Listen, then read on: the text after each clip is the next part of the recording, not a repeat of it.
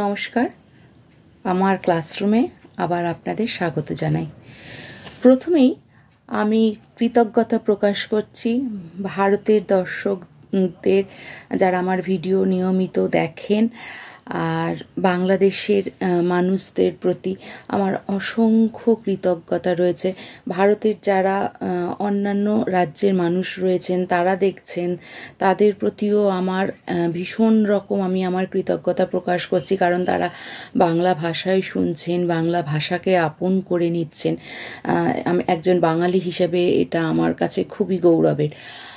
আর বাংলাদেশের মানুষদের আমি বলবো যে আমার শিকড়েও যেহেতু অর্ধেক বাংলাদেশের মাটি রয়েছে, জল রয়েছে, তো সুতরাং সেখানের প্রতি আমারও একটু আমারও বেশ খানিকটা টান রয়েছে, কারণ আমার বাবা অনেক বড় হয়ে ওদেশ থেকে এদেশে এসেছেন। আর আমার মাতৃকুল হচ্ছে ভারতের, তো সেক্ষেত্রে অর্ধেক ভারতের শিকড়ে ভারতের মাটি, অর্ধেক ভারতের মাটি, অর্ধেক ভারতের জলও রয়েছে। তো দুই দেশকেই অসংখ্য ধন্যবাদ আমার এই প্রয়াসটাকে এগিয়ে নিয়ে যাওয়ার জন্য। এত স্বল্প সময়ে এত মানুষ আপনারা আমার এই চ্যানেলটাকে আপন করে নিয়েছেন। শুধু একটা অনুরোধ রয়েছে যে আপনারা যে মাধ্যমেই দেখছেন, সেটা ফেসবুক, ইউটিউব বা আমার হোয়াটসঅ্যাপ স্ট্যাটাস, যে থেকেই দেখছেন সেখানেই থেকেই দেখুন, আপনারা আপনাদের কমফোর্ট জোন থেকেই দেখুন, বাট একটু চ্যানেলটা সাবস্ক্রাইব করে দেখুন, কারণ গুরুজনদের আশীর্বাদ আর আমার প্রজন্মের মানুষদের শুভেচ্ছা এবং ছোটদের ভালোবাসা ছাড়া আমি কি করে পথ চলবো বলুন। তাই ভীষণভাবে আপনাদের সহযোগিতা আমার কিন্তু দরকার, বা আশীর্বাদও দরকার। তাই প্লিজ সবাই আমার সাথে যেরকম আছেন সেরকমভাবে আরও বেশি করে থাকুন, আর চ্যানেলটাকে সাবস্ক্রাইব করে নিন। আচ্ছা, এবার সোজাসুজি আজকের বিষয়ে চলে আসি। আজকের বিষয় হচ্ছে শীতকাল। শীত এসে গেছে। শীত আমাদের মোটামুটি পৃথিবীর সব দেশের মানুষের জন্যই একটু আনন্দের, কারণ কেউ ক্রিসমাস সেলিব্রেশন করছেন। আমরা যারা একটু গরমের দেশের মানুষ, তারা একটু গরমের হাত থেকে রিলিফ পাচ্ছি।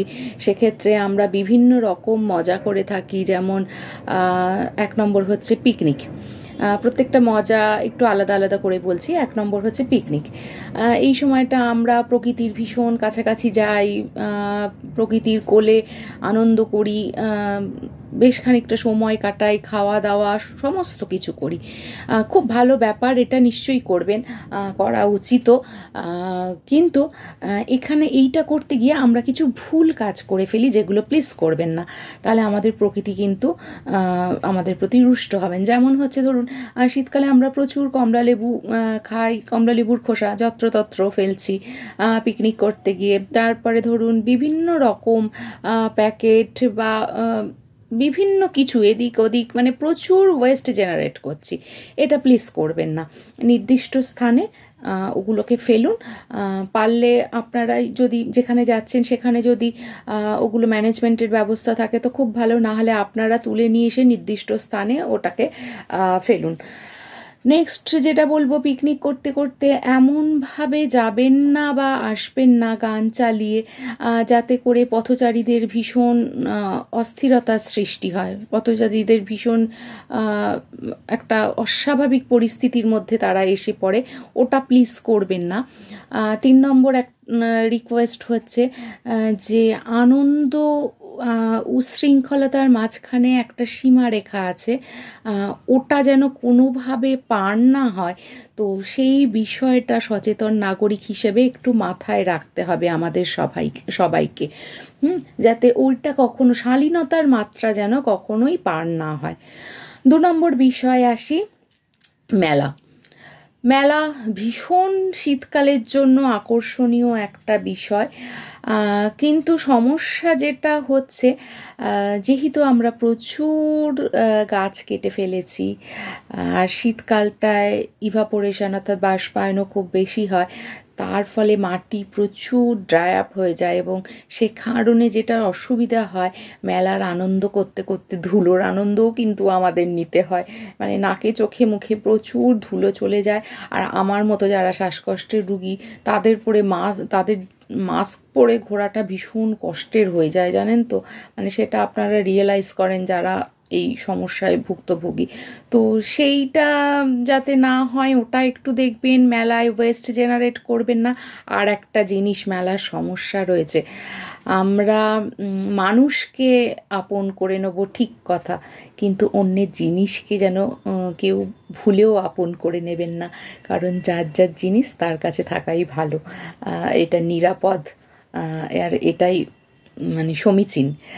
আর নেক্সট চলে আসি, শীতকাল মানেই খেজুর রস, খেজুরের গুড়, এগুলো ভীষণ আকর্ষণীয় ব্যাপার, বিশেষ করে বাঙালিদের ক্ষেত্রে। তো সেক্ষেত্রে খেজুর গাছকে কনজার্ভ করতে হবে বা প্রিজার্ভ করতে হবে, কারণ খেজুর রস নিতে গিয়ে যেন গাছের ক্ষতি না হয়ে যায় সেদিকটা মাথায় রাখতে হবে। যে খেজুর গাছগুলো আছে তার সাথে আরও খেজুর গাছ বেশি করে লাগানোর ব্যবস্থা করতে হবে, যাতে করে এই বিষয়টি আমাদের মধ্যে থেকে হারিয়ে না যায়, অনেকটাই হারিয়ে গেছে, আর যাতে প্রায় বিলুপ্ত না হয়ে যায় সেই ব্যাপারটাতে উদ্যোগ নিতে হবে। তার সাথে যে সমস্ত ভাইয়েরা বা বোনেরা এই বিষয়টির সাথে যুক্ত, এটাই তাদের রোজগার, পেশা, তাদের কিন্তু আমাদের তাদের পাশে দাঁড়াতে হবে, তাদের উৎসাহিত করতে হবে, ঠিক আছে? এছাড়া আর একটা জিনিস একটু শেয়ার করে নিই, চিনি খাওয়ার চেয়ে কিন্তু গুড় খাওয়া অনেক ভালো, কারণ চিনি বেশি পরিমাণে রিফাইন করে তৈরি করা হয়, সেটা আমাদের শরীরের জন্য ভীষণ ক্ষতিকারক, তুলনামূলক কিন্তু গুড় ভালো। তো সুতরাং যারা একটু স্বাস্থ্য সচেতন তারা এটা জানেন যে চিনির থেকে গুড় খাওয়া ভালো, সুতরাং এই বিষয়টিকে কিন্তু আমাদের একটু সুরক্ষা দিতে হবে। নেক্সট আসি, গুড় হয়ে গেছে, তাহলে শীতের আর একটা বিষয়, উল্লেখযোগ্য বিষয় হচ্ছে পিঠে। গুড় পিঠের একদম সাথে অঙ্গাঙ্গিভাবে জড়িত হচ্ছে নারকেল, এটা ছাড়া তো হবেই না। তো নারকেলের ক্ষেত্রে বলবো, নারকেল গাছ, চড়ুই পাখি, এগুলো আমাদের মোবাইল টাওয়ারের কৃপায় বিলুপ্ত হতে চলেছে, তাই প্লিজ এগুলোকে রক্ষা করুন, যাতে আমাদের প্রকৃতি ভালো থাকে, বাস্তুতন্ত্র ভালো থাকে, জীববৈচিত্র্য টিকে থাকে, একই সাথে আমাদের আবেগ বা প্যাশন যে শীতকালের পিঠে, এই বিষয়টিও যাতে টিকে থাকে। তো প্লিজ এতগুলো উদ্দেশ্যের জন্য নারকেল গাছ, চড়ুই পাখি, এইগুলোকে একটু গুরুত্ব দিন। নেক্সট হচ্ছে স্মগ হচ্ছে স্মোক প্লাস ফগ, অর্থাৎ ধোঁয়া প্লাস কুয়াশা মিলে ধোঁয়াশা। ধোঁয়াশা কি না, আমরা যে প্রচুর পরিমাণে গাড়ির ব্যবহার করছি তার থেকে বিভিন্ন দূষক উৎপাদিত হচ্ছে এবং সেগুলো কুয়াশার সঙ্গে মিশে যাচ্ছে, এছাড়া ধুলো তো আছেই, কুয়াশার সঙ্গে মিশে গিয়ে ধোঁয়াশা উৎপাদন করছে, যেটা কিন্তু যারা শ্বাসকষ্টের রুগী তাদের জন্য তো সাংঘাতিক, এছাড়াও কিন্তু আমাদের শ্বাসযন্ত্রকে, যারা সুস্থ মানুষ তাদেরও শ্বাসযন্ত্রের ক্ষতি করে দিতে পারে। তো সুতরাং যাতে স্মগ তৈরি না হয়, বিশেষ করে দিল্লি কিন্তু এখন এতে ভীষণ রকম সাফার করছে, তো প্লিজ যাতে স্মগ জেনারেট না হয় সেদিকে কনসেন্ট্রেট করবেন, কারণ শীতকালে স্মগ তৈরি হওয়াটাই কিন্তু এখন আমাদের একটা বৈশিষ্ট্য হয়ে দাঁড়িয়েছে, প্রাকৃতিক বৈশিষ্ট্য, সুতরাং এটাকে এড়িয়ে চলবেন। স্মগের বিষয়ে যদি চান তো আমরা কমেন্টে অবশ্যই জানাবেন, আমরা স্মগের বিষয়ে কোথায় কবে কি স্মগ হয়েছিল, তার ফলে কি রকম সাংঘাতিক অবস্থা তৈরি হয়েছিল, এই বিষয়গুলো আপনাদের কাছে আমি তুলে ধরবো। নেক্সট আসি, যে বিষয়টা হচ্ছে সেটা হলো শীতকাল মানে বিয়েবাড়ি, অসংখ্য বিয়েবাড়ির নেমন্তন্ন আমরা পাই। তো সেখানে বিয়েবাড়িতে আমরা সাজুগুজু করে আনন্দ করতে করতে নিশ্চয়ই যাব। ওটা ভীষণ রকম একটা উত্তেজনার বিষয় আমাদের কাছে। হই হুল্লোড় আনন্দ যদি আত্মীয় স্বজনের মধ্যে হয় তাহলে তো বেশ কয়েকদিন যাবত এটি চলে। এটা একটা দারুণ ব্যাপার। কিন্তু সমস্যা হচ্ছে গিয়ে কখনোই পাত্রীর পরিবার বা বাবা মা তাদের বিষয়ে কোনো কটু কথা বা অন্য রকম নেগেটিভ মন্তব্য করবেন না। খাবার নষ্ট করবেন না, যতটুকু আপনি খেতে পারবেন ততটুকুই নেবেন। মাথায় রাখবেন আমাদের দেশে কিন্তু অনেক মানুষ খেতে পায় না, তো সুতরাং খাবার নষ্ট করবেন না।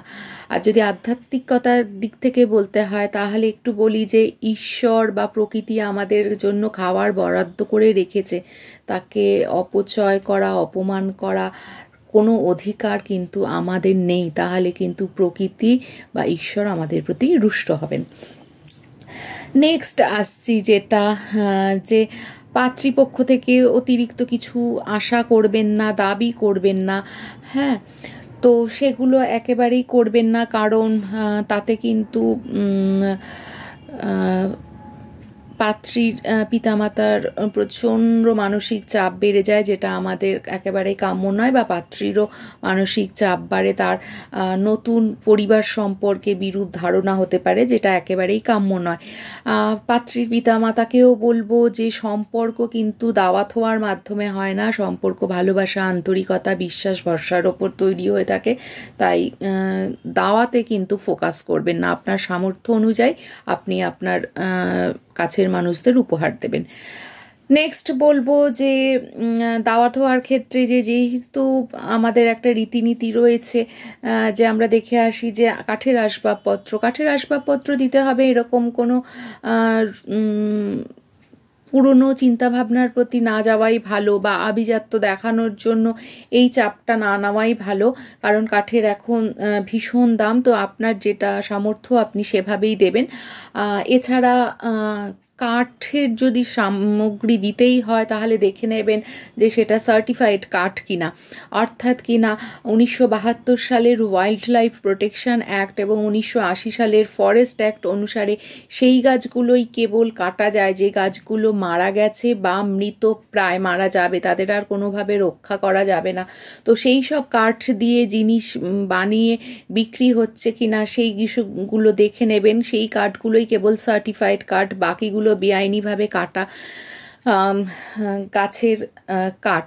তো সুতরাং সেই বেআইনি কাজগুলোকে উৎসাহিত করবেন না। আপনারা যত কিনবেন তত বেআইনিভাবে গাছ কাটা হবে এবং বেআইনি কাজ চলতে থাকবে, এবং গাছ কাটার ফলে আমাদের কি অবস্থা হচ্ছে বা ভবিষ্যতে হবে সে আর আলাদা করে কিছু বলার জায়গা রাখে না। তো এই বিষয়গুলোতে প্লিজ সচেতন হবেন। আর যেটা বলবো যে কোনোভাবেই উপহার দেওয়ার সময় প্লাস্টিক ব্যবহার করবেন না, বা কোনো প্লাস্টিক র্যাপার ইউজ করবেন না, প্লাস্টিকের ব্যাগ, যে কোনো উপায়ে প্লাস্টিক ব্যবহার করবেন না। যতটা সম্ভব প্লাস্টিক বর্জন করুন। উপহার এমনিই দিন, বা যদি মনে হয় না কোনোভাবে মোড়কে মুড়িয়ে দেব তাহলে সেটা কাগজের জিনিস ব্যবহার করুন। তো কাগজ তৈরি করতে গেলেও কিন্তু প্রকৃতির ওপর খানিকটা চাপ পড়ে। তো বলবো যে সোজাসুজি উপহার দিয়ে দিন, কোনো রকম ফর্মালিটিসে যাবেন না। তো এই বিষয়গুলো প্লিজ শীতকালের জন্য মেনটেন করবেন। আর বিয়েবাড়ির ব্যাপারটা বা শালীনতার ব্যাপারটা শুধু শীতকাল নয়, সমস্ত ঋতুর জন্যই ভ্যালিড। তো সুতরাং এগুলো একটু প্লিজ মেনটেন করবেন। সুস্থ থাকবেন, ভালো থাকবেন, সচেতন থাকবেন, আর শীতকাল জমিয়ে আনন্দ করুন। একদম মানে ভীষণ রকমভাবে এনজয় করুন। আর একটু মনে রাখবেন শুধুমাত্র এনজয় করার সময় যে শীতকাল আবেগের দিন, এনজয় করব, হই হুল্লোড় করব, সব কিছু ঠিক আছে, কিন্তু শীতকালকে দুর্ভোগের দিন বা দুর্ভোগের ঋতুতে পরিণত করব না। ঠিক আছে? নমস্কার, ভালো থাকবেন।